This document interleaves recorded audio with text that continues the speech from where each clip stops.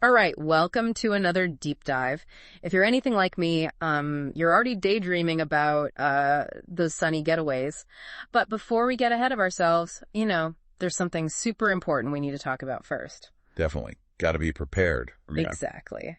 Today we're diving into all things sunburn and those pesky heat-related illnesses. I mean, it's stuff you really don't want to mess with when you're trying to have a good time. Oh, for sure. Nothing ruins a trip faster than feeling sick, especially when it's something you could have totally prevented. Right. And I know our listeners, they're all about getting the lowdown quickly and efficiently. So today we're going to break down a great blog post from Wanderlust Over 70. It's packed with super practical tips on how to stay safe and healthy under the sun. Yeah, the Wanderlust Over 70 folks really know their stuff, and they got some great advice in there. So our mission today is to equip you with all the knowledge you need to enjoy those warm, sunny destinations without any worries. We're going to take what's in that blog post and really dig deep, give you the whys behind the whats, so you can travel with confidence. Okay, let's start with the big one, the one we all know and dread. Sunburn. Now, we've all felt that burn before, but what's actually happening beneath the surface when our skin turns that lovely shade of lobster red? Well, simply put, sunburn is actually damage to your skin, and it's caused by too much exposure to those ultraviolet or UV rays from the sun. UV rays. Yeah, we hear about those all the time, but they're not messing around, are they? Nope, not at all. And as the blog points out, those UV rays can actually wreak havoc on the DNA inside your skin cells. It's like a mini nuclear explosion at a microscopic level. Mm-hmm. And that damage triggers your body's inflammatory response. That's what causes the redness, the pain, all those lovely sunburn symptoms. Ouch. Yeah, the blog post goes into some detail about the symptoms. The red, painful skin is obvious, but it also mentions swelling, tenderness, blisters, even peeling, and that annoying itch that just won't quit. You got it.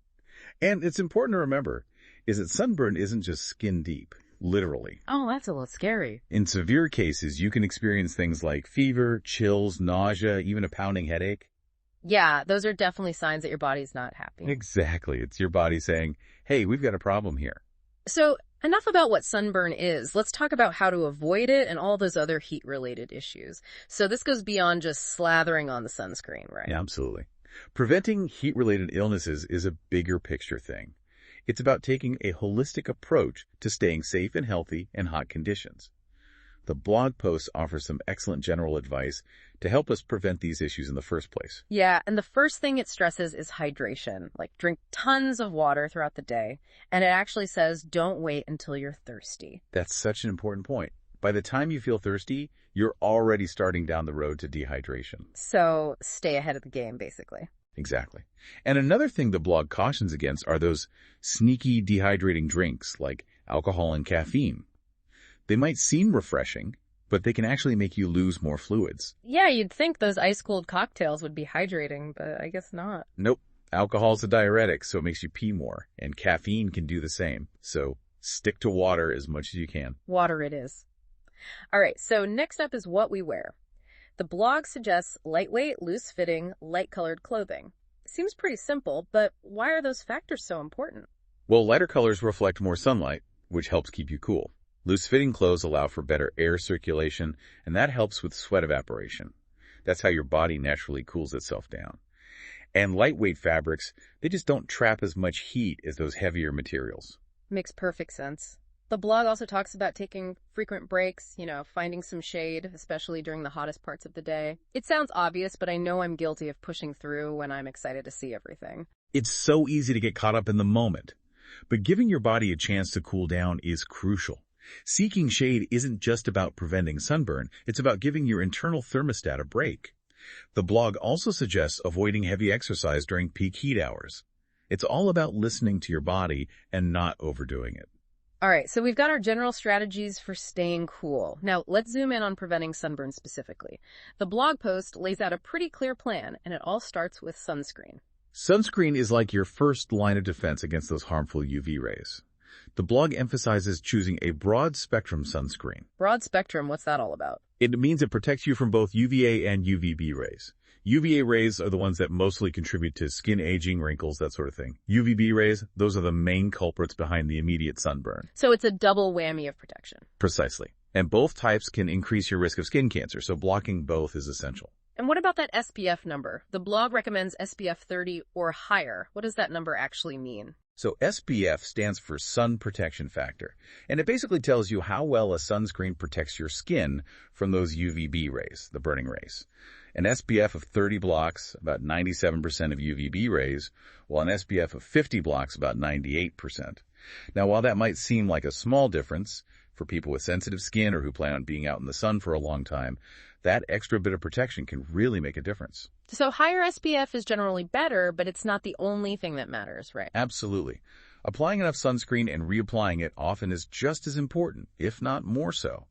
The blog really stresses this point. Apply liberally, about 15 to 30 minutes before you go out into the sun.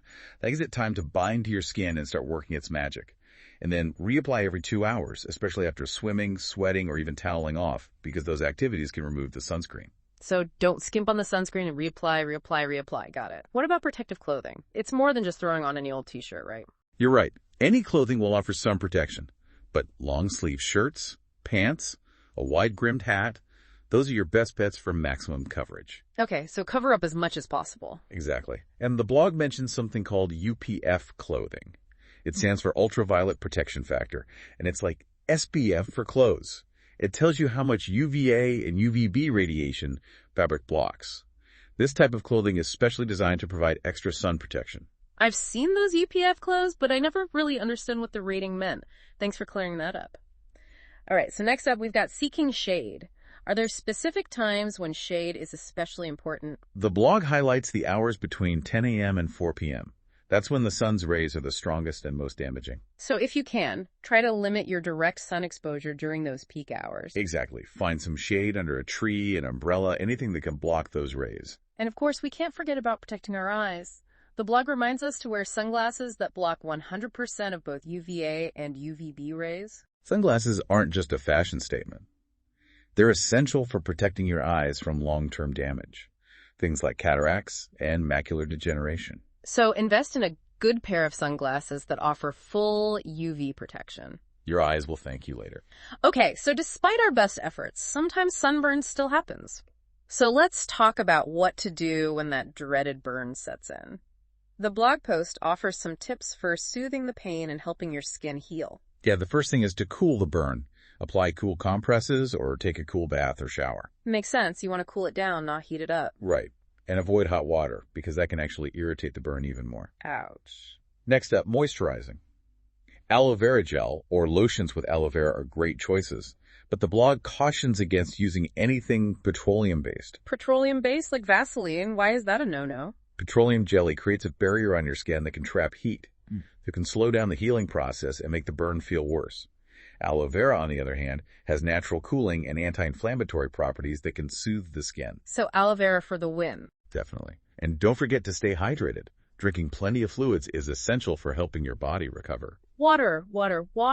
And what about pain relief? Over-the-counter pain relievers like ibuprofen or acetaminophen can help manage the pain and reduce inflammation.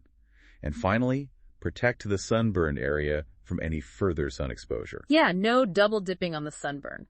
Okay, we've talked a lot about sunburn, but let's zoom back out and revisit those other heat-related illnesses. The blog post breaks down the different types, and it's good to be aware of these. Right, these illnesses occur when your body's cooling mechanisms can't keep up with the heat, and they can range from mild to severe, so it's important to recognize the signs. Okay, so what's the first one on the list? Heat rash. It usually shows up as clusters of small, red bumps or tiny blisters, often in areas where sweat gets trapped, like the neck, chest, or skin folds.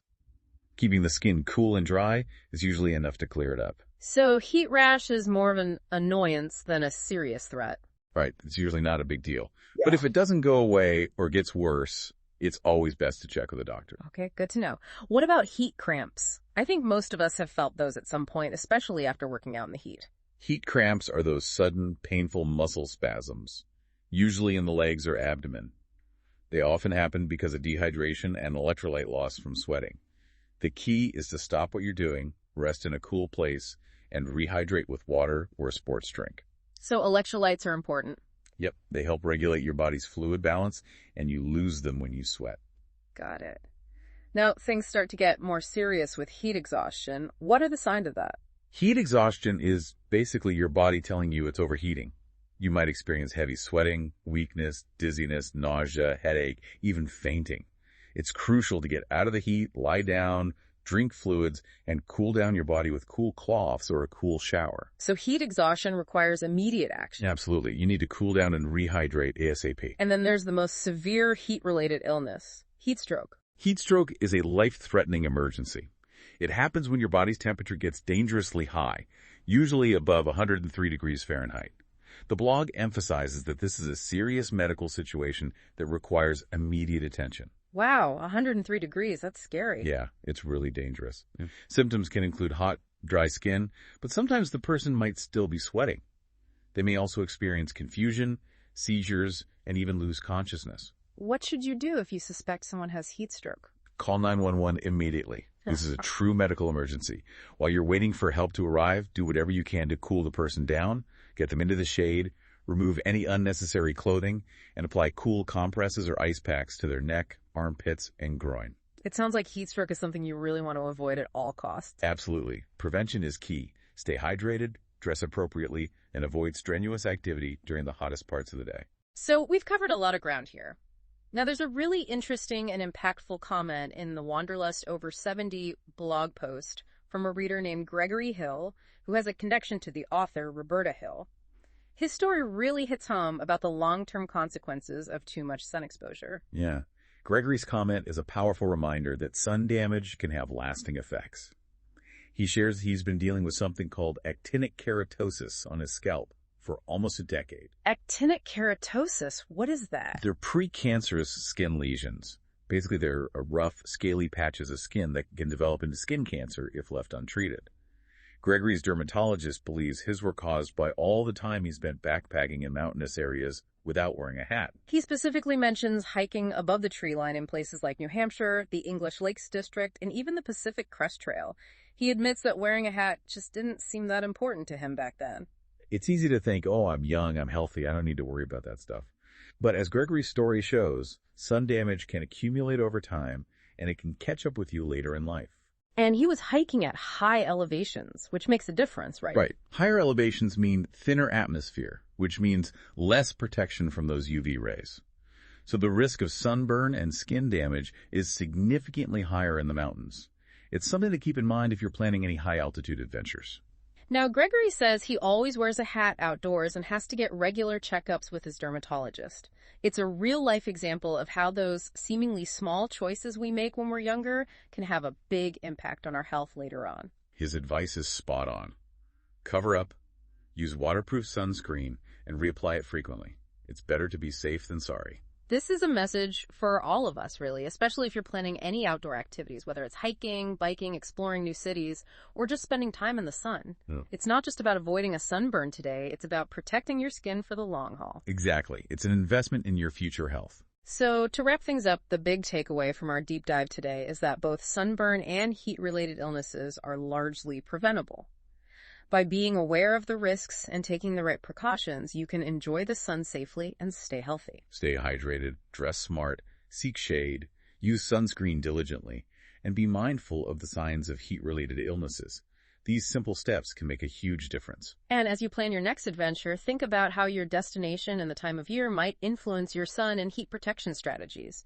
A beach vacation in the tropics will require a different approach than a ski trip in the mountains. Do your research, be prepared, and listen to your body. And until next time, stay safe, stay cool, and keep exploring. Happy travels.